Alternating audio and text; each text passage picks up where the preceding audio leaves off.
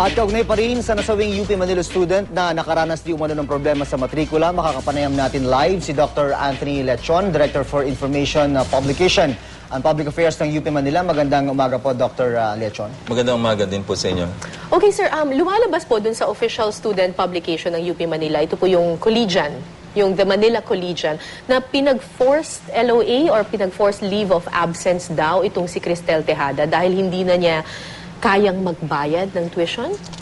Can you clarify this? Parang hindi naman siya forced leave of absence eh. Kasi ang si Cristel kasi nag-apply siya ng loan. Mga 6,000 pesos yan doon sa sinabi nating STFAP, yung Socialized Tuition Financial Assistance Program. Pumapatak siya sa bracket D. So 300 pesos per unit. So kung 20 units ka, mga 6,000 pesos. So kung may loan ka, babayaran mo siya. So, in-extend siya 3 times, November 30, December 7, December 19, at ito, huli Enero. Para maibsan siya, nagpare-bracket siya sa E. So, magkano lang ang binabayad niya talagang tuition every semester? Ito, bawat semester, 6,000 lang yung loan niya, 6,377. Ang bill kasi niya nung una 9,000 pero nagbayad sila muna ng 2,007. So ang kanilang remaining lang doon down sa to 6, mga down to 6. Okay.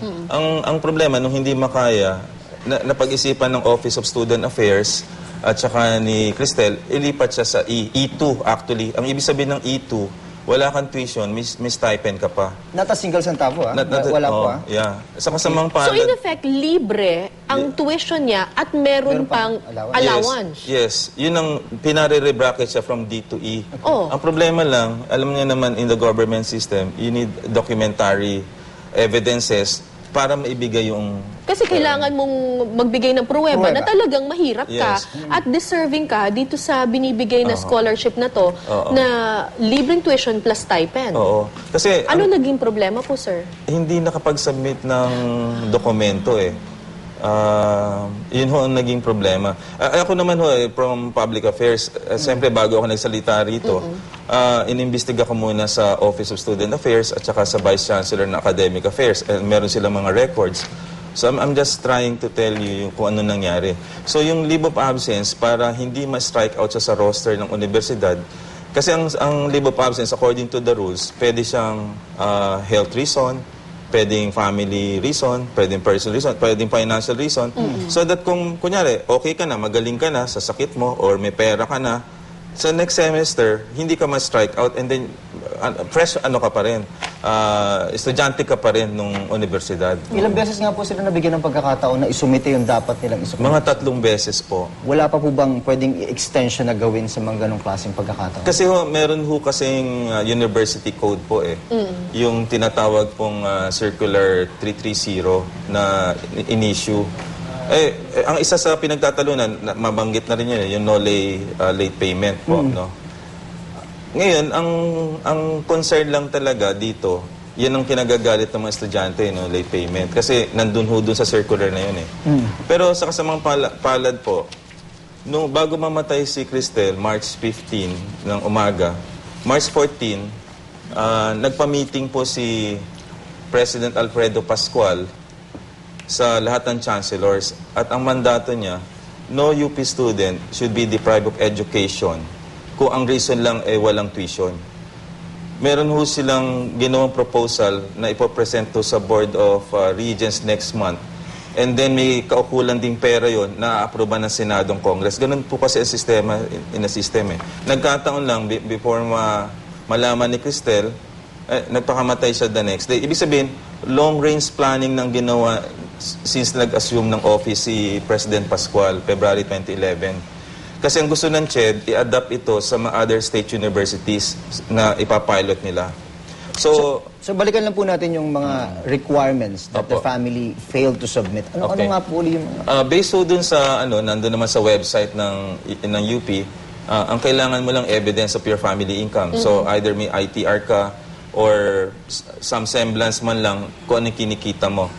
Picture of the house, okay, photos, utilities payment, for example, electrical Electric bill, at saka yeah. water bills, mga pinagkagas. At Yun lahat lang po ito hindi na-submit ng pamilya ni Cristel Tejada. Based on the records ng Student Loan Board at saka ng Office of Student Affairs at saka ng Academic Affairs, hindi po na-submit. Not a single document.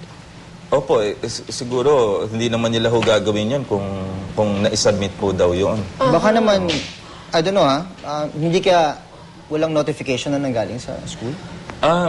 Face-to-face, may letter po. Tapos may dalawang face-to-face meeting po si Mang Christopher.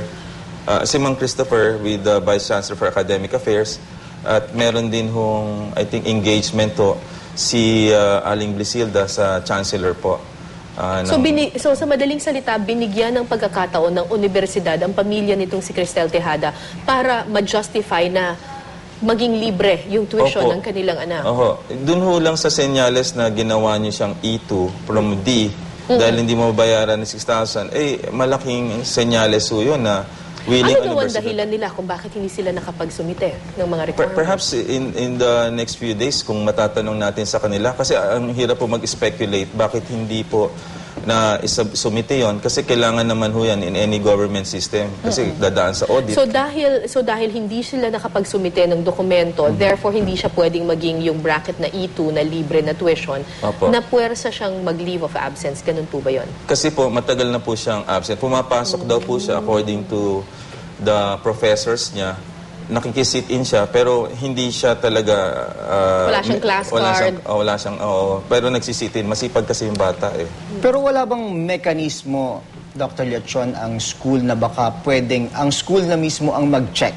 Kasi eventually doon din naman kayo pupunta sa prosesong yun Wala nga silang requirements, bakit? Pero hindi ba pwedeng on its own ang school na ang mag-check kung dapat ba bang mag-qualify yung isang student na yun?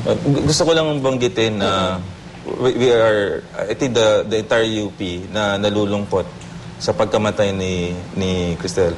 And then an investigation nga po surrounding the case ang sinasuggest ni President Pascual. Yung third ho, nandun ho sa tanong nyo, reforma na i-declare ni President Pascual mamaya at 11. But siguro mag-speculate lang ho ko na nakikita ko analyzing this case. Siguro, bago ka mag-enroll, dapat may checklist ka na kung anong bracket ka. Kunyari, E ka, D ka. Bago ka pag-enroll, alam mo na. So, bago ka mag-enroll, na-present mo na rin yung mga requirements mo. Hindi yung in midstream Ang nakita ko lang... Pero hindi ba gano'n naman talaga? I mean, ako, taga-UP ako, and gano'n naman lahat ng... When you enroll, kailangan nakahanda na lahat ng documents mo to prove kung gaano kayaman or kahirap yung pamilya mo. That's the $64 question. Kung bakit yung iba, ako rin mayroon akong pamangkin na nag-aral sa UP. Wala naman siya problema sa pag-avail nun. Dalawang pamangkin ko doon So, yun ang mga bumabagabag sa mind ko kung paano siya na-deprive ng education by virtue of protocol. So inaayos din dapat ang protocol. The other problem, the bigger problem, is about poverty. Wag nating isang tabi yun. Si Cristel is not the first and will be the last victim of poverty. Kung poverty problema mo at deserving siya and limited ang budget ng University of the Philippines, sino naman nagbibigay ng budget for education? It's in the legislation pa rin So sa akin, ang ano ko rito, ang mensahe ko lang siguro, ang nakikita ko lang, nagre-reflect tayo on the day of mourning ni Cristel, aside from calling for sobriety and reflection, is to take this at a higher level. That the death of this particular young lady, so promising, should be a call for us na elevate natin ang sistema ng edukasyon. Perhaps, maliban sa infrastructure, bigger budget. Kasi kung 70% of the population natin mahirap, sila yung deserving. And therefore, mag-isip tayo ng paraan para hindi sila mahirapan. Ang State University, aaminin ko sa inyo, doon kagaling, and let's not kid ourselves, they're training the best and the brightest students in the country. But the infrastructure may not be actually competitive with the other private institutions. And even some of the other institutions na nakikita natin. So, ano mangyayari sa mga yan? Magkakaroon tayo ng brain drain. And some of them, kung ang mental health nila ay hindi matibay at ang support mechanism nila sa family or friends ay mahina, some talaga magkakaroon ng problema. Because there are other naman na mahirap, like yung PMA graduate na mahirap, nagtap pa siya. So, ang ibig ko sabihin, It's a combination of many things eh. Ako, as a doctor, the tuition fee is a problem. But I think it's a confluence of everything. Nasusugan ko lang yung linya mo kanina, Doctor, na si Cristel will not be the first and last na case ng poverty. Pero sana naman, siya na yung So, pulis sa pinakahuli. kasong ganito. Yan ang gusto kong sabihin. Hindi lang siya ang una at ang huli na victim ng poverty. Pero lahat tayo dapat ngayon, nababagabag tayo Exactly, yes. bilang Pilipino, magulang, kapatid, na yung mga ganitong klase, ito na siguro dapat lahat. Alam mo ba, after this, yesterday, may isang alumnus from UP College of Medicine, dalawa, nag-offer siya ng 100,000 at 50,000 for the remaining College of Arts and Sciences na hindi katulad ni Cristel, hindi makapagbayad. So ang mekanismong sinasabi mo from the private sector, the best and the brightest nasa higher places in society. 10 of the senators in the country are UP graduates. So ang ibig ko sabihin, baka kailangan lang ng ganitong klaseng infrastructure na may ito kasing 150,000 na to in total will be a seed money for a trust fund na ibibigay sa UP Manila just in case mag-fail ang University of the Philippines system in terms of providing money, and just in case also the government will not be able to fund particularly in a ballooning population ng mga estudyante. I think maraming nakikita tayo rito eh. Ang sinasabi ko nga, baka kulang lang ng suporta sa mga ganito at repasuhin natin kung paano pa natin mapapangalagaan yung mga bata. Hindi lang doon sa polisiya, kung hindi in terms of engaging yung kanilang stability sa pag-iisip at saka sa kanilang pag-aaral. Okay, sir. As a final question, ano sa tingin ninyo yung nakikita na reforms na kailangan, or kailangan ba magkaroon ng reforms lalo na pagdating sa tuition? Alam ko naman na time and again, simula nang naitatag yung STFAP sa UP, binabati ko ito time and again ng mga nagrarally, nagpoprotesta sa UP. Ano sa tingin ninyo yung, do you still believe in the STFAP? Or kailangan ba ng kaunting reforms or major overhaul in this? Dalawang puntos yan eh.